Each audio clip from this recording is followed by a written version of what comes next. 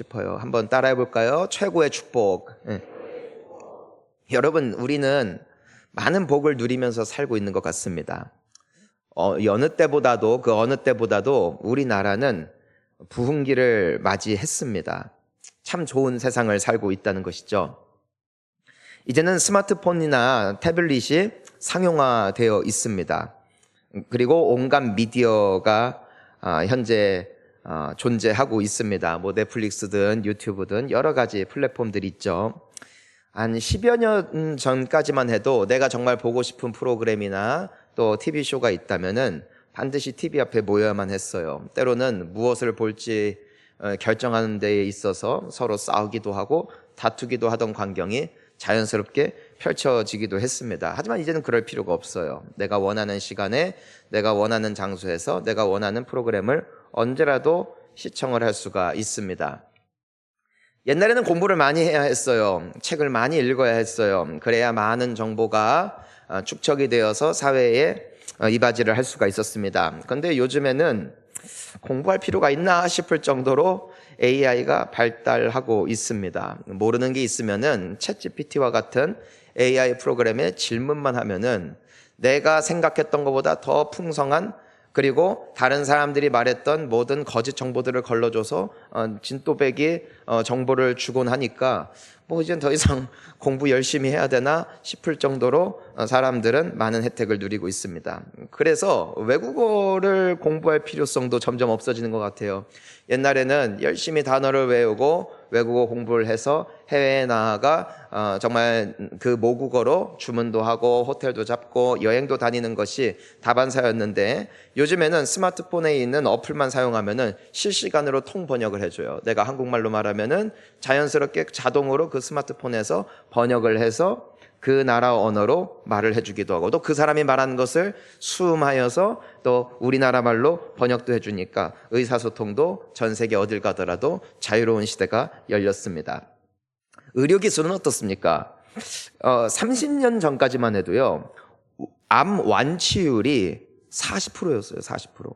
그러니까 절반 이상이 암이 발견되어 치료를 받더라도 생명을 잃는 경우들이 많이 있었다는 것이에요. 근데 15년 전의 통계를 보니까 그 수치가 훅 올라가서 65%의 생존율, 그리고 오늘날에는 무려 75%의 생존율. 그러니까 암이 걸렸다 하더라도 4명 중에 3명은 생존을 확실하게 보장받을 수 있을 만큼 의료기술이 점점점 발달하고 있는 것입니다. 그 외에도 우리가 자랑할 만한 얼마나 많은 것들이 우리가 소유하고 있는지 모르겠어요. 경제 순위도 세계 7위가 되었죠. K-팝 문화의 확산으로 우리나라에 대한 이미지가 너무나 좋아지고 있어요. 그 외에도 배달 문화, 치안 문화, 치안, 그리고 위생이라든가 여러 가지 요소에 있어서 전 세계가 주목하고 부러워하고, 우리가 예전에는 유럽이나 미국으로 가기 위해서 가는 것이 꿈이었다면 이제는 그 나라 사람들이 우리나라에 한번 와가지고선 한국의 음식 한번 먹어보는 것이 꿈이 되었으니 어찌 보면은 꿈과 같은 시대를 우리는 살아가고 있는지도 모르겠어요.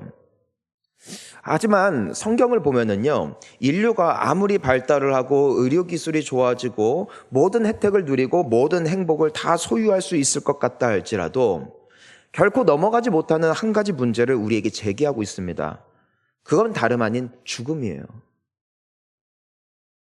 아무리 의학기술이 발달한다 할지라도, 그리하여 사람들의 평균 수명이 100세가 되어지고 오래 살면은 120세까지도 살 수 있다고 많은 의료 종사자들이 호언장담한다 할지라도 말입니다. 죽음은 피할 수가 없습니다. 오늘날 우리나라의 평균 수명이 굉장히 높아졌어요. 지금은 83세라고 합니다. 세계적으로 보더라도 이렇게 장수하는 나라 많지 않습니다. 최상위권에 속하는 우리나라입니다. 그만큼 풍요롭고 의료적인 혜택을 누리고 있다는 것이에요. 하지만 결국에는 피할 수 없는 문제, 죽음입니다. 어쩌면 우리가 지금 살아있는 이 순간도 어쩌면 우리는 육체적으로 서서히 죽어가고 있다는 의미일 수도 있겠죠. 만약에 죽음이 끝이라면 괜찮을 것 같아요. 왜냐하면 사는 것이 재미없고 너무나 무료하고 빡빡해서 그냥 살다가 적당한 시기에 죽고, 그래서 우리의 존재가 완전히 사라지고 완전히 잊혀지고 완전히 존재하지 않는 것이라면 그래도 괜찮을 것 같습니다. 만약에 너무나 괴롭거나 고통스러울 때, 만약에 우리가 죽는다 할지라도 완전히 사라지는 존재가 되어진다면 극단적인 선택도 옹호해 줄 수 있겠습니다. 괜찮다고 말할 수도 있겠습니다. 왜냐하면 살면서 너무나 힘들 때가 있기 때문입니다. 그렇지만 성경은 우리에게 이렇게 말씀하고 계세요. 하나님의 형상을 따라 지으심을 받은 존재가 인간이며, 때문에 인간이란 존재는 그저 내 몸에 보이는 이 피부와 또 내 속에 있는 어떤 이 뼈나 이 장기로만 이루어진 존재가 아니라는 것이에요. 우리에게는 정신이 있고 감정이 있고 지성이 있죠. 그리고 더 나아가 성경은 우리에게 말합니다. 우리에게는 영혼이 있다. 자, 따라해 볼까요? 영혼. 영혼은요, 인간에게만 부여된 특별한 겁니다. 자, 생물학적으로는 동물들과 닮은 부분이 많이 있지만 이 영혼의 유무가 동물과 인간을 구분짓는 굉장히 결정적인 요소이지요. 때문에 이 세상에 존재하는 생명체 중에 신을 찾아 경배하고 신의 존재를 믿어 두려워하며 신의 존재를 궁금해하는 존재는 오직 인간뿐입니다. 때문에 예배하는 생명체는 인간밖에 없습니다. 동물은 예배하지 않습니다. 동물은 신을 찾을 수가 없습니다. 왜냐하냐면은 영혼이 깃든 존재, 따라서 이 세상을 만들고 이 세상을 조성하였으며 이 세상을 운행하고 있고 우리의 운명을 좌지우지할 그 신이라는 존재에 대해서 본능적으로 찾는 존재, 그것이 바로 영혼이 깃든 인간이기 때문이에요. 여러분, 여기 한 가지 우리가 기억해야 되는 것이 있습니다. 육체는 죽지만 영혼은 불멸한다. 그러니까 나의 육신은 때가 되면 100년을 살았든 120년을 살았든 썩어요. 우리 다 죽어요. 다 흙이 된다고요. 그러니까 화장품 적당히 바르세요. 어차피 다 죽어요. 그런데 영혼은 불멸한다. 그러니까 사라지지 않는다. 어떤 이들은 이 영혼이 빠져나갈 때 구천을 떠돈다는 말을 하고는 하는데요. 성경은 우리에게 이 문제를 굉장히 정확하게 말해 주거든요. 그것은 바로 우리가 이 육신을, 우리의 영혼이 떠날 때, 그러니까 우리의 진짜 존재인 영혼이 이 육신의 장막을 벗어버리고 떠나게 될 때 이 영혼이 속한 집으로 가게 된다고 합니다. 근데 그 집이 여러 종류가 아니라 두 종류예요. 하나는 천국이요, 하나는 지옥입니다. 자, 천국은 누가 갈 수 있을까? 어떤 영혼이 갈 수 있을까? 의로운 영혼, 깨끗한 영혼, 완전한 영혼만이 갈 수 있는 곳이 천국입니다. 그리고 죄를 지었고 죄를 지어 봤으며 악한 일을 해 보았고 그리고 실수를 했거나 누군가의 마음을 아프게 했거나, 즉 거짓말을 하거나 사기를 치거나 누군가에게 고통을 주었거나, 이와 같은 영혼은 갈 곳이 한 곳밖에 없습니다. 그곳은 바로 지옥입니다. 여러분, 무서운 게 있어요. 성경에는 뭐라고 말하고 있냐면은 의인, 즉 깨끗한 사람, 완전한 사람, 천국에 들어갈 자격이 있는 사람은 없나니 하나도 없다. 그렇게 성경은 기록했습니다. 즉 이 세상에 태어난 사람들 중에 죄를 짓지 않고 산 사람은 한 명도 없다는 겁니다. 이것은 우리가 굳이 성경을 통해서 보지 않더라도 명백한 사실 같아 보입니다. 여기 서 있는 목사, 저를 포함해서 우리가 많은 사람들에게 존경받고 있는 스님들이 되었던, 혹은 저 인도와 같은 제3세계에서 지금도 고행하며 속죄하기 위한, 그리고 죄를 씻어내기 위하여 부지런히 그 고행하고 계시는 여러 구도자분들, 그리고 여기 계시는 모든 분들 한 사람도 예외 없이, 그리고 이 자리에 계시지 않는 세상의 모든 사람들 한 사람도 예외 없이 다 죄를 지었다. 우리는 죄를 씻기 위해 노력합니다. 때로는 부모님 말씀을 듣습니다. 때로는 선생님 말씀도 잘 듣습니다. 때로는 일도 열심히 합니다. 때로는 봉사도 합니다. 때로는 가족들에게 착하게 대하기도 합니다. 하지만 성경은 분명히 우리에게 말씀하고 있습니다. 부족하다. 그걸로 너의 죄를 탕감해 주기에는, 그걸로 너의 죄를 씻어 주기에는 너의 온갖 노력에도 부족하다. 왜 그렇다는 것입니까? 우리는 끊임없이 죄를 쌓아가기 때문입니다. 숨쉬는 순간순간 죄를 짓습니다. 행동으로, 생각으로, 말로. 자, 그렇다면 우리 모두에게 놓인 운명은 정해져 있는 듯합니다. 우린 죽으면 다 지옥 갑니다. 영원한 형벌 말입니다. 영원한 죽음 말입니다. 지옥을 성경은 무섭게 그려주고 있습니다. 저는 그리고 성경이 사실임을 믿습니다. 지옥은 꺼지지 않는 불입니다. 하나님과의 영원한 단절이요, 죽고 싶어도 죽지 못하는 곳. 아무리 자해를 하더라도 숨이 끊어지지 않는 곳. 왜요? 나의 영혼은 불멸의 존재이기 때문에. 빠져나가고 싶어도 빠져나가지 못합니다. 외쳐도 소리 질러도 들리지 않습니다. 왜냐하면 그곳은 저 깊은 곳에 숨겨져 있는 거대한 구덩이와도 같을 것이기 때문입니다. 여러분, 우리의 인생이 그렇다면 얼마나 비참하겠습니까? 오래 살면 뭐 합니까? 건강하고 부유하고 풍요롭게 지금 우리에게 펼쳐져 있는 이 모든 문명을 누리면 뭐 하겠습니까? 만약에 그 끝이 영원한 심판이라면 말입니다. 마치 운동 경기를 하면서 종료 직전까지 이기고 있다가 종료 직전에 역전을 당하는 것과 같은 것이죠. 그렇다면 내가 경기를 하는 도중 그 끝이 다가왔을 때 설레던 마음, 기대감, 그리고 내가 쌓아왔던 그 모든 훈련과 노력들이 순식간에 역전과 함께 사라지는 것이죠. 그 모든 순간순간들이 허무해지는 순간일 것입니다. 이것이 죄를 지은 모든 인생들에게 하나님께서 말씀해주고 있는 운명이요 끝입니다. 어찌하면 좋겠습니까? 하지만 오늘 우리가 말씀을 통해서 하나님이 하나의 빠져나갈 구멍을, 하나의 소망을 우리에게 말씀해주고 계시죠. 우리 오늘 본문 말씀 다시 한번 읽어보도록 하겠습니다. 시작. 하나님이 세상을 이처럼 사랑하사 독생자를 주셨으니 이는 그를 믿는 자마다 멸망하지 않고 영생을 얻게 하려 하심이라. 아멘. 자, 한번 따라해 볼까요? 하나님은 그런 나를 그럼에도 사랑하신다. 놀라운 겁니다. 하나님은 의인을 사랑하는 분이 아니라 죄인들도 사랑하세요.